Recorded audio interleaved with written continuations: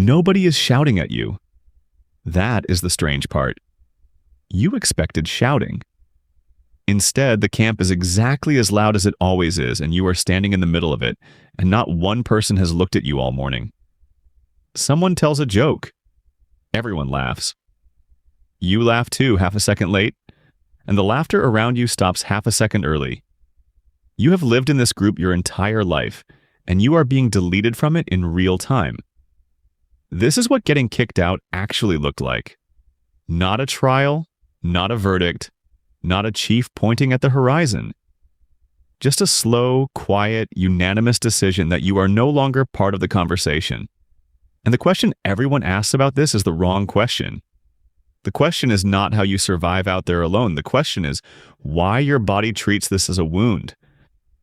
Start with the thing that makes the whole situation feel alien. There is no court, there is no jail, there is nobody whose job is to decide what happens to you. Your group is roughly 20 to 30 adults. That number keeps showing up across studies of foraging societies. One survey of 32 foraging societies covering more than 5,000 people found an average band of around 28 adults. And here's the part that surprises people. Most of them are not your relatives. Across those same societies, the majority of people in any given camp were genetically unrelated to each other. A band was not one big family. It was a group of people who chose to be there, which means it was also a group of people who could choose not to be. Nobody in that camp had the power to command you. There were respected people, skilled hunters, elders whose opinions carried weight. But their authority came from persuasion, not from force.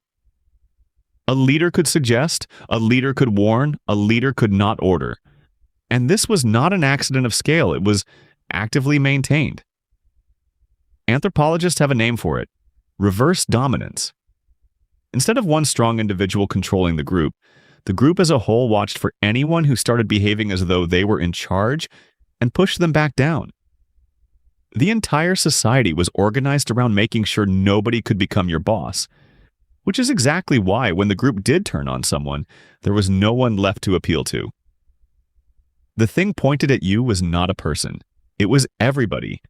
So how do you punish someone in a society with no power to punish? You do it together, and you do it in stages. The first stage is talk. Gossip is not a character flaw in a group like this. It is the enforcement mechanism. Information about who shares and who hoards, who helps and who takes, moves through the camp constantly, and it moves faster than any one person can outrun it. The second stage is humor. Groups like this use teasing deliberately. If you started acting important, someone made a joke at your expense, everyone laughed, and the point landed without anyone raising their voice. This was not cruelty. It was maintenance. It kept anyone from believing they were above everyone else. The third stage is ridicule. Same tool, sharper edge, and now it is not affectionate. The fourth stage is the one you are standing on, shunning. The withdrawal of ordinary courtesy. Nobody hits you, nobody threatens you. People simply stop treating you as though you are there.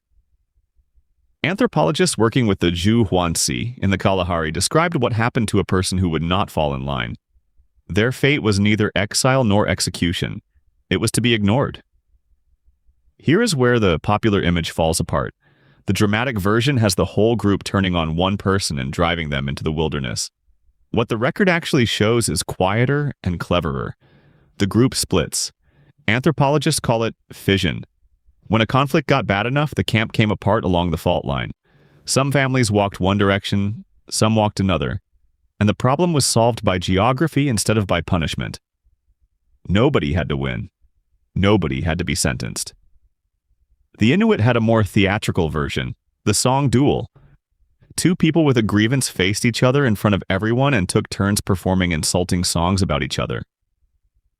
The audience laughed at whoever was funnier. There was no judge and no penalty. But the person who lost badly enough often left on their own, because the alternative was living inside that laughter. So the most common form of getting kicked out was not being thrown out. It was being made so uncomfortable that leaving became your own idea. And often the group worked remarkably hard to avoid even that. In the 1950s, an anthropologist named George Silberbauer recorded a situation in a band in the Kalahari. A woman had left her husband for his best friend. Ordinarily, people moved on within a few months. This man did not. He complained, constantly, for over a year. His misery became a weight that everybody in the camp was carrying. They could not simply push him out because he held rights to the land the band was living on. So they talked, for months, and eventually somebody proposed something that broke the normal rules entirely. Let her have both men as husbands. After long deliberation, the band accepted it. Nobody was expelled, nobody won. The group absorbed the problem rather than amputating the person because the person was worth more to them intact. So you leave. Now what? And before that, a harder question. Do you leave alone? This is the part people never think about. You are not a single unit. You have a partner, maybe. Children, maybe. A brother. A mother who is getting old. Because expulsion usually took the form of a split rather than a sentence, the answer was often no, you did not go alone. Your closest kin went with you. That is what made fission workable, and it is also what made it so expensive for the group. Pushing out one difficult person could cost the camp 5 or 6 working adults and everything they knew. But it cut the other way too. Every person who walked out with you had chosen you over everyone else they had ever lived with. And if nobody stood up and gathered their things, that told you something far worse than the shunning ever did. Everyone assumes an experienced forager can survive alone. You know the plants. You know how to make fire. You know how to track. Why would you die because of the numbers? Researchers followed Hadza hunters in Tanzania across more than 2,000 hunter days. In that time, those hunters brought down 71 large animals. Do the division. That is roughly 1 large kill for every 30 days of hunting. Read that again. A skilled adult hunter working hard fails on the overwhelming majority of days. In a group, that is fine because the failures get pooled. Someone else succeeded today. Meat gets distributed.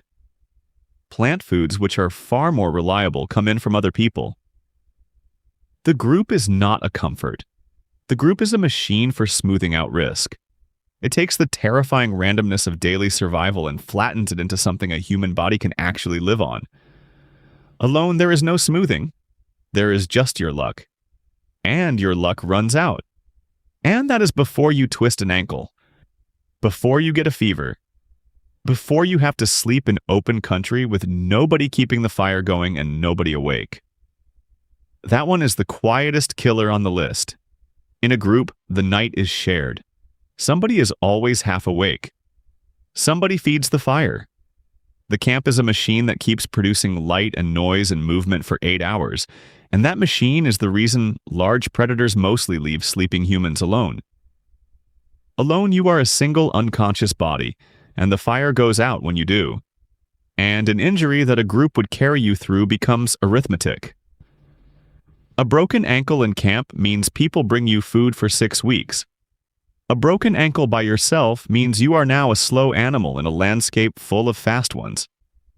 Now the twist. Because for most people, being pushed out was not a death sentence at all. It was an inconvenience.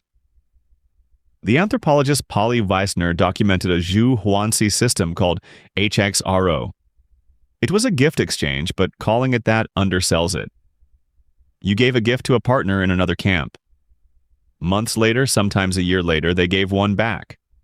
The objects mattered less than what the exchange kept alive. A current, mutually acknowledged relationship. The average adult had about 16 of these partners. Some had more than 40, and they were spread out on purpose. Around a third of them lived in camps between 50 and 200 kilometers away. That was not sentimentality. That was infrastructure. When the rains failed, when the waterhole dried, when a conflict boiled over, you had somewhere to go and someone obligated to take you in. In one survey, roughly 7 out of every 10 objects a person owned had arrived through Xero. So the exile walks out of camp, walks for 4 days, and arrives somewhere they are expected, which tells you what the real catastrophe was. Not being asked to leave. Having nowhere left to go. Your network was built over years on a reputation for sharing, for fairness, for not being someone other people had to manage. If you were pushed out for stinginess, for bullying, for taking more than you gave, that reputation did not stay behind. It traveled. These groups visited each other constantly. Word arrived before you did. And if you had burned every stage on the way down, there was one more.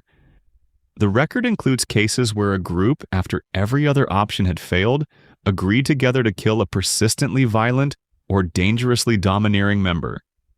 It was rare. It was done reluctantly. Often it was carried out by a close relative of the offender, specifically so that the killing would not start a feud. That is the top of the ladder. Gossip, teasing, ridicule, shunning, splitting, exile, and at the very top, a group of people who genuinely feared violence, deciding they had no other option left. Now, come back to your own body.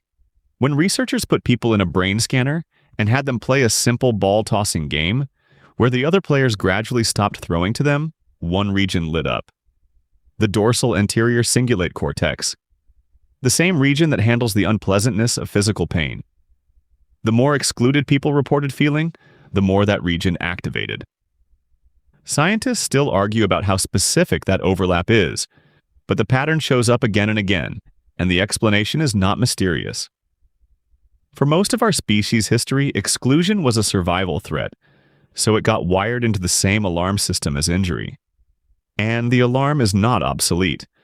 A review pooling data from more than 3 million people found that social isolation was associated with roughly a 29% increase in the risk of early death. Loneliness, 26%. Living alone, 32%. Nobody is going to leave you in the wilderness. Your nervous system does not appear to know that. So the answer to what happened if you got kicked out of the tribe is not the one the phrase suggests. You usually did not starve. You usually walked to a partner 4 days away and started over. Unless you were the kind of person that nobody wanted to receive. And then the wilderness was not the punishment. The wilderness was just where the punishment happened.